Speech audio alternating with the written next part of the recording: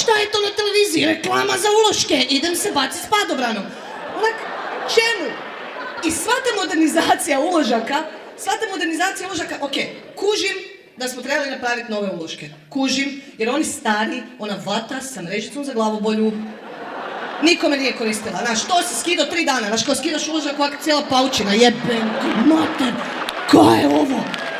Kužim to, kužim i da smo morali staviti krilca, kužim, jer prije dok nismo imali krilca, ti staviš ulozak, izađeš van, ideš van doma, op, tu je. Glumiti bubrežni pojas, znaš, kao dobro je, ne curi mi iza, ali ono, znaš, i tako da taj dio kužim.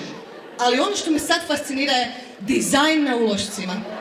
Imamo cvjetiće, srčeka na ulošcima. Čemu? Jer se neka glupača sa ono špice i sa neka fancy glupača sjetila naš kaj, ja ti ne mogu krvariti normalno ako ne krvarim po tratinčitama.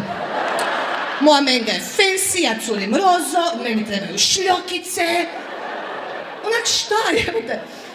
I stavili smo im sad da imamo uloške u kutijicama, jeste to vidjeli kao?